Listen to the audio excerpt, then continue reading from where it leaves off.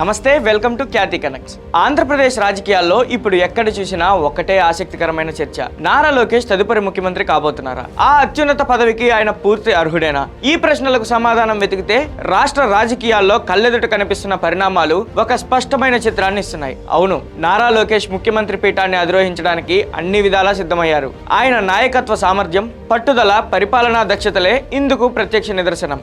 ఒక యువ నాయకుడిగా ఆయన ఎలా పరిణితి చెందారో, ఆయన ప్రయాణం ఎందుకు ప్రత్యేకం అనిపించుకుంటుందో ఇప్పుడు లోతుగా విశ్లేషిద్దాం.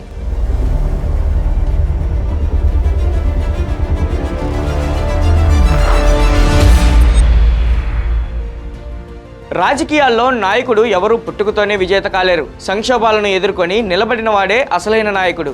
2019 ఎన్నికల్లో మంగళగిరి నుంచి ఓటమి పాలైనప్పుడు ప్రతిపక్షాలు ఆయనపై ఎన్ని తీవ్ర విమర్శలు చేశాయో మనందరికీ తెలుసు. ఏకంగా పప్పు అని ట్రోల్ చేస్తూ శారీరక ఆకృతిని సైతం ఎగతాళి చేశారు. కానీ లోకేష్ ఏమాత్రం కుంగిపోలేదు. 3132 కిలోమీటర్ల సుదీర్ఘ యువగలం పాదయాత్రలో నేరుగా ప్రజల్లోకి వెళ్లారు. శారీరకంగా, మానసికంగా ఎంతో పరివర్తన చెందారు. ప్రజల కష్టాలను స్వయంగా తెలుసుకున్నారు. దానికి ఫలితమే 2024 ఎన్నికల్లో అదే మంగళగిరి నియోజకవర్గం నుంచి ఏకంగా 91,000 ఓట్ల రికార్డు మెజారిటీతో గెలిచి తాను పారిపోయే రకం కాదని, పోరాడి గెలిచే నాయకుడినని నిరూపించుకున్నారు. కేవలం రాజకీయ పోరాటంలోనే కాదు, పరిపాలనలో కూడా లోకేష్ తనదైన మార్కు చూపిస్తున్నారు. ఐటీ, ఎలక్ట్రానిక్స్ మరియు మానవ వనరుల అభివృద్ధి శాఖల మంత్రిగా ఆయన స్విట్జర్లాండ్లోని దావోస్ వేదికగా రాష్ట్రాన్ని ప్రమోట్ చేసిన తీరు అద్భుతం. దేశానికి వస్తున్న మొత్తం విదేశీ పెట్టుబడుల్లో 25% ఏపీకే వస్తున్నాయని ఆయన గర్వంగా ప్రకటించారు. 1901లో స్థాపించబడిన రాయల్ ఎన్ఫీల్డ్ లాంటి దిగ్గజ మోటార్ సైకిల్ కంపెనీ తమిళనాడు వెలుపల తన తొలి భారీ ప్లాంట్ను ఏపీలో పెట్టడానికి లోకేష్ తీసుకొచ్చిన స్పీడ్ ఆఫ్ డూయింగ్ బిజినెస్ విధానమే ప్రధాన కారణం. ఇక జాతీయ స్థాయిలో కేంద్ర ప్రభుత్వ మద్దతు లోకేష్ కు ఒక బలమైన కవచంలా ఉంది. పార్లమెంటులో అమరావతి బిల్లు ఏకగ్రీవంగా ఆమోదం పొందడంలో, కేంద్రం మద్దతు కూడగట్టడంలో ఆయన సఫలమయ్యారు. ప్రధాని నరేంద్ర మోదీతో ఆయనకున్న సన్నిహిత సంబంధాలు, కేంద్ర బడ్జెట్ ద్వారా రాష్ట్రానికి హైస్పీడ్ రైల్ కనెక్టివిటీ, ఇండస్ట్రియల్ కారిడార్ల రూపంలో భారీ నిధులు తీసుకురావడంలో ఆయన పోషిస్తున్న దౌత్య పాత్ర భవిష్యత్తు ముఖ్యమంత్రికి ఉండాల్సిన పరిపాలనా లక్షణాలను స్పష్టం చేస్తున్నాయి. ఒక సమర్థవంతమైన ముఖ్యమంత్రికి సొంత పార్టీతో పాటు మిత్రపక్షాలను కలుపుకుపోయే లక్షణం చాలా అవసరం. కూటమి భాగస్వామ్య పక్షాలతో, ముఖ్యంగా ఉప ముఖ్యమంత్రి పవన్ కళ్యాణ్తో ఆయనకు అద్భుతమైన సమన్వయం ఉంది. అసెంబ్లీ లాబీల్లో ఇరువురు కలిసి నవ్వుతూ మాట్లాడుకుంటూ బడ్జెట్ మరియు రాష్ట్ర అభివృద్ధిపై వ్యూహాలు రచిస్తూ కూటమిని అజేయంగా మారుస్తున్నారు.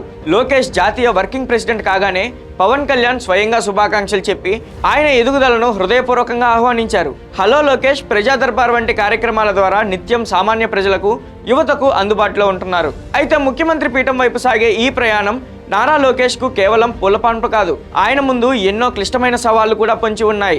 మొదటిగా పార్టీ అంతర్గత వ్యవహారాలను చూస్తే, పార్టీ సంస్థాగత మార్పుల్లో భాగంగా కిలార్ రాజేష్, సానా సతీష్ లాంటి లోకేష్ సన్నిహితులకు జాతీయ స్థాయిలో కీలక పదవులు దక్కడం, దశాబ్దాలుగా పార్టీకి సేవలందించిన పలువురు సీనియర్ నాయకుల్లో కొంత అసంతృప్తికి దారితీసిందనే చర్చ కూడా సాగుతుంది. ఈ సీనియర్ల అనుభవాన్ని గౌరవిస్తూనే యువ నాయకత్వాన్ని ప్రోత్సహించి పార్టీని సమన్వయపరచడం ఆయన ముందున్న ఒక ప్రధాన సవాలు. మరోవైపు క్షేత్రస్థాయిలో కూటమి సమన్వయం, ముఖ్యంగా సినీ రాజకీయ సమీకరణాలను బ్యాలెన్స్ చేయడం అత్యంత కీలకం. శాసనసభలో నందమూరి బాలకృష్ణ మరియు మెగాస్టార్ చిరంజీవి ప్రస్తావనతో వచ్చిన వివాదాలు కూటమిలో సున్నితమైన ఉద్రిక్తతలకు దారితీసే అవకాశం ఉంది. దీనికి తోడు జూనియర్ ఎన్టీఆర్ రాజకీయ ప్రవేశంపై అప్పుడప్పుడు వెలువడే ఊహాగానాలు, ఆయన అభిమానులు సీఎం ఎన్టీఆర్ అంటూ కడుతున్న ఫ్లెక్సీలు లోకేష్ నాయకత్వానికి ఎదురవుతున్న మరో సున్నితమైన అంశం. పవన్ కళ్యాణ్తో ఆయనకున్న సత్సంబంధాలతో ఈ సమస్యలను ఎంత పరిపక్వతతో డీల్ చేస్తారన్నది ఆయన రాజకీయ దౌత్యానికి గీటురాయి. ఇక ప్రతిపక్షం వైఎస్ఆర్సీపీ నుంచి ఎదురవుతున్న అడ్డంకులు సామాన్యమైనవి కాదు. విశాఖలో గూగుల్ ఏఐ హబ్ లాంటి ప్రతిష్టాత్మక ప్రాజెక్టులను, ఇతర ఐటీ పార్కుల రాకను అడ్డుకునేందుకు వైఎస్ఆర్సీపీ ఎంపీలు కోర్టుల్లో ప్రజా ప్రయోజన వ్యాజ్యాలు వేస్తూ రాష్ట్ర అభివృద్ధికి బ్రేకులు వేసే ప్రయత్నం చేస్తున్నారు. వీటిని న్యాయపరంగా ఎదుర్కొని రాష్ట్ర యువతకు ఉద్యోగాలు అందించాల్సి ఉంది. అలాగే చట్టాన్ని ఉల్లంఘించిన అధికారులపై రెడ్ బుక్ ద్వారా తీసుకుంటున్న చర్యలు ప్రతిపక్షాల విమర్శలకు తావిస్తున్నాయి. ఇవి రాజకీయ కక్ష సాధింపనే అభిప్రాయాన్ని కొందరిలో కలిగిస్తుంది. ఈ వ్యూహాన్ని కాస్త తగ్గించుకొని పరిపాలనపై మాత్రమే దృష్టి సారించాలని పలువురు తటస్థ రాజకీయ విశ్లేషకులు మరియు శ్రేయోభిలాషులు సైతం ఆయనకు సూచిస్తున్నారు. ఈ రెడ్ బుక్ విధానం కేవలం చట్టపరమైన జవాబుదారీతనం కోసమే కానీ కక్ష సాధింపు కోసం కాదు అని చేతల ద్వారా నిరూపించుకోవాల్సిన బాధ్యత లోకేష్ పై ఉంది. దేశంలోని ఇతర రాజకీయ వారసులతో లోకేష్ ప్రయాణాన్ని పోల్చి చూస్తే ఆయన సామర్థ్యం మరింత స్పష్టమవుతుంది. జాతీయ స్థాయిలో కాంగ్రెస్ నాయకుడు రాహుల్ గాంధీ యూపీఏ ప్రభుత్వంలో 10 ఏళ్ల పాటు అధికారంలో ఉన్నప్పటికీ ఎలాంటి కేబినెట్ బాధ్యతలు తీసుకోకుండా సువర్ణావకాశాన్ని వృధా చేసుకున్నారు. కానీ లోకేష్ 2017లోనే ఐటీ మరియు పంచాయతీరాజ్ శాఖ లాంటి కష్టమైన బాధ్యతలు తీసుకొని పనిచేశారు. అలాగే బీహార్లో ముఖ్యమంత్రి నితీష్ కుమార్ కుమారుడు నిశాంత్ కుమార్ హఠాత్తుగా రాజకీయాల్లోకి వచ్చి 2026 మే నెలలో నేరుగా రాష్ట్ర ఆరోగ్య శాఖ మంత్రి అయిపోయారు.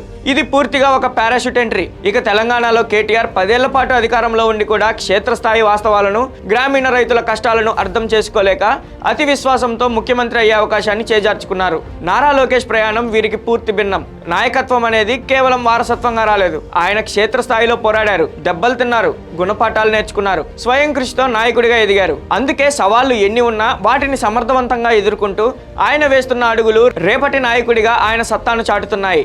ఇటీవల జరిగిన ప్రతిష్టాత్మక కార్యక్రమంలో పార్టీ అధినేత చంద్రబాబు నాయుడు నారా లోకేష్ను అధికారికంగా తెలుగుదేశం పార్టీ జాతీయ వర్కింగ్ ప్రెసిడెంట్గా నియమించారు. ఇది కేవలం ఒక నామమాత్ర పదవి కాదు. 2029 నాటికి పార్టీని, ప్రభుత్వాన్ని ముందుండి నడిపించి ముఖ్యమంత్రి పీఠాన్ని అధిరోహించడానికి వేసిన ఒక అత్యంత పటిష్టమైన లాంఛనప్రాయమైన పునాది. ఒకప్పుడు ప్రతిపక్షాల వ్యంగ్యాస్త్రాలను ఎదుర్కొని నిలబడి గ్లోబల్ పెట్టుబడులను ఆకర్షించే దార్శనికుడి స్థాయికి ఎదిగిన నారా లోకేష్ రేపటి ఆంధ్రప్రదేశ్కు నాయకత్వం వహించడానికి, ముఖ్యమంత్రి పీఠాన్ని అత్యంత సమర్థవంతంగా నడపడానికి 100% అర్హుడు, సమర్థుడు అని ప్రస్తుత రాజకీయ పరిణామాలు ఘంటాపథంగా చెప్తున్నాయి. ఈ వీడియోపై మీ అభిప్రాయాన్ని కామెంట్ రూపంలో తెలియజేయండి. Thank you for watching Khyati connects.